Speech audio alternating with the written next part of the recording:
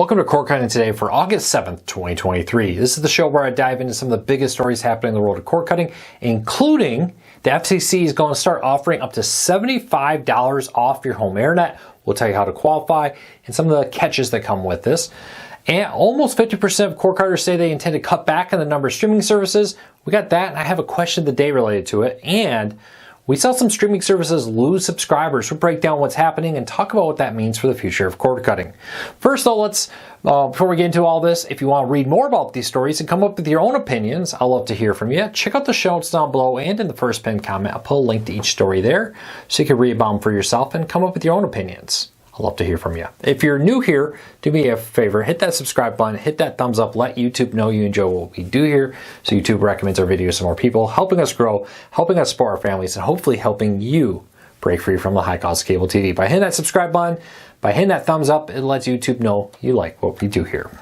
So with that said, let's start off today with the FCC now offers 75% or 75% off, $75 off your home internet service for qualifying customers in select areas. So for some time now, through the Affordable Connectivity Program, the FCC's offered about $30 off your home internet. But you have to qualify for that, and there's a few different ways you can qualify. You can be on Medicaid, SNAP, WIC, other assistance-based programs, or based on your household income, you can qualify for this. But the FCC has now been tasked by Congress to come up with a map of what they call high-cost areas. So areas where broadband, even a $30 discount isn't a lot because the internet's very expensive where you live. So they're going to come up with a map that's going to cover the United States and say, hey, in these markets, these are high-cost areas. People living in those areas can apply to show that, there be a economic hardship is the wording they used, even with a $30 discount. Then they will qualify for the $75 off a month plan. Now this would be you have to still qualify for this program. Again, things like WIC, SNAP, Medicaid, other similar programs, and or based on your household income will allow you to qualify for this. If you think you may qualify, if you fall in those categories, you can apply right now and start taking $30 off qualifying home internet plans with it. But in the future, you'll be able to get up to $75. This is a great deal with it. So leave me a comment. Anybody here use this program? How hard was it to sign up? I have not used it. But if you are interested in signing up for this, being prepared, check out the show notes down below. I'll put a link to this. In that story is links and instructions on how to sign up to see if you qualify. And then when those new maps come out with a list of the areas that qualify for this, we'll have full coverage over at cordcarsnews.com with that. All right, let's keep moving. Robocalls are annoying. You probably get car warranty ones. Did you know streaming robocalls, TV robocalls are on the rise? Yes, they are, and the FCC has slammed a group of robocallers with one of the largest fines ever. Nearly $3 billion in penalties are going after several robocallers. Now, they targeted over 500 million phone numbers and sent billions of phone calls to these people, affecting them. Now, this is part of the FCC's crackdown. They put in some new rules about this, but be very careful. You have probably not experienced this, but maybe you've heard the DirecTV robocalls. But if you haven't, be very careful of random phone calls offering to sell you streaming services.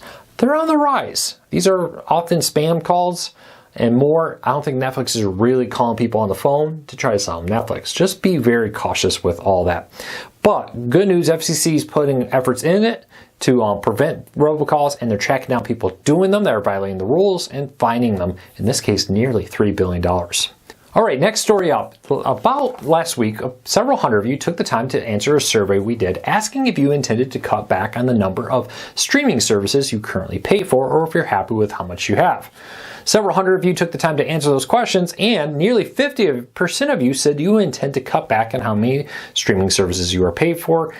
Almost 50%, or about 50%, said they're happy, they're going to keep the number they're paid for, and only 1% of you said you intended to add additional streaming services to what you currently pay for.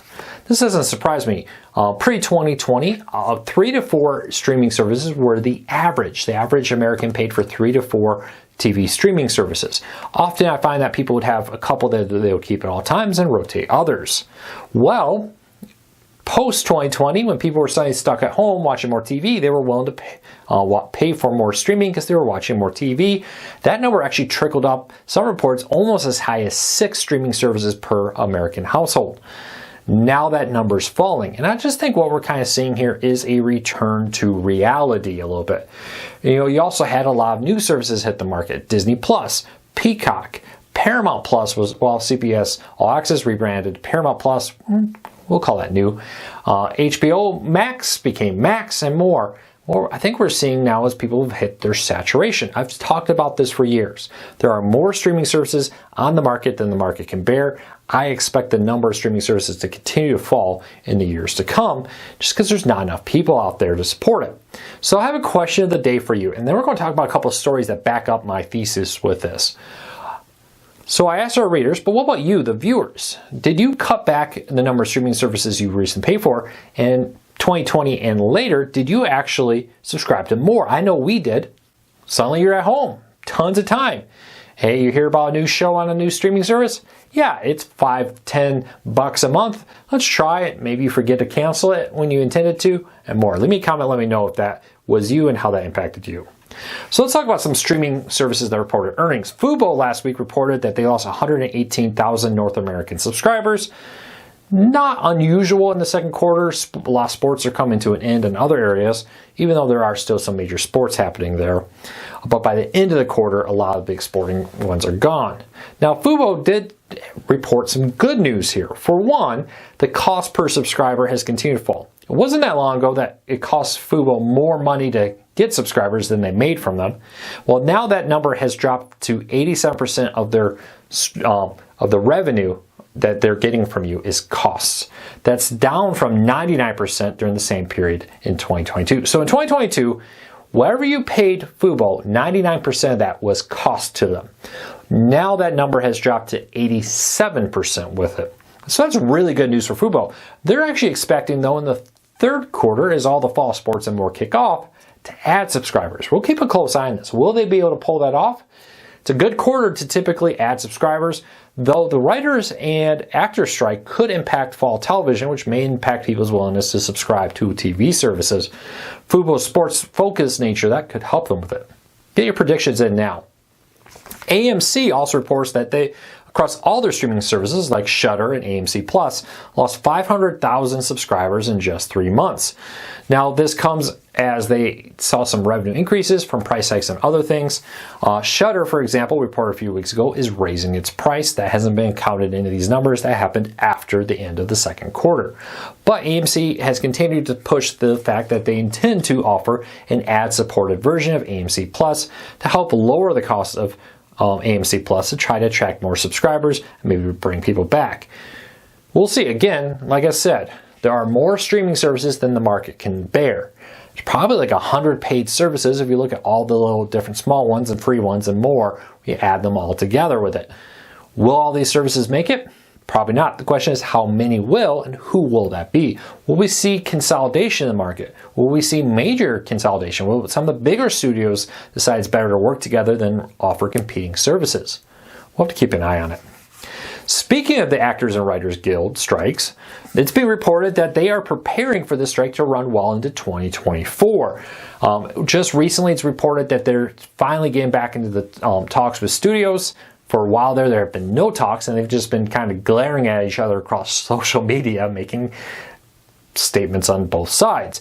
Now it's been reported that the Screen Actors Guild and the Writers Guild of America are preparing for a very long strike that could last well into next year. If it lasts well into next year, getting things back, we may not see new television for almost a year from now, depending on where the productions are. When I say new television, I mean stuff that still needs to be filmed and written, not stuff that's in post-production. You still have a collection of movies and different things slowly rolling out because the acting, writing is done. They may be just in the final post-production phase of everything, and the directors have struck a deal with studios, so they're still busy at work putting final touches on things like special effects and more. But the stuff that needs to be actually edited, written, and or acted and more could be maybe a year from now. We'll see how that all plays out. All right, Let's keep moving along because a couple more quick stories to cover. Apple TV's deal with the Pac-12 appears to be dead. So Apple was trying to get into college sports, pick up a really cheap deal for the Pac-12. It was rumored to be low 20 millions per year per school, which is significantly less than what other schools were getting from like the Big 12 and Big 10. Not surprisingly, most of the big Pac-12 teams have now jumped ship, and there's only 4 Pac-12 teams that will remain for this new TV deal come the middle of next year, when Washington, Oregon, USC, and UCLA jump to the Big 10, the Arizona schools and Utah jump to the Big 12, making a massive change in what's happening in the world of television. Now there's talk that, the Mountain West and the Pac-12 could merge and other things could happen, but for now it looks like Apple's attempt to jump into streaming and a deal that would have seen them air most of the Pac-12 football and basketball games on Apple TV Plus, probably very similar to what would have happened with what happens with Major League Soccer. It's just a dead deal, unfortunately. Be interesting. I still predict in the next 10-15 years we'll see a major sports network, more major sports go streaming only. We'll see how it all plays out. But for now, Pac-12 doesn't look like it's going to be one to do that. All right, lastly, quick deal of the day. If you've been considering Amazon Home Internet for a limited time, you have a limited time to take advantage of this deal. If you switch to Amazon's Home 5G Internet service, you can get a free year of NFL Sunday Ticket on them through YouTube TV. Terms and conditions apply. If you've been thinking about switching to Verizon's 5G Home Internet, right now may be the time to do that. Link in the show notes down below if you want to learn more. Well, that's it for today. I hope you have a fantastic Monday. I'll see you all again tomorrow. Don't forget to hit that subscribe button and hit that thumbs up. We would really appreciate your support. Until next time, take care, be safe. We'll be back again real soon.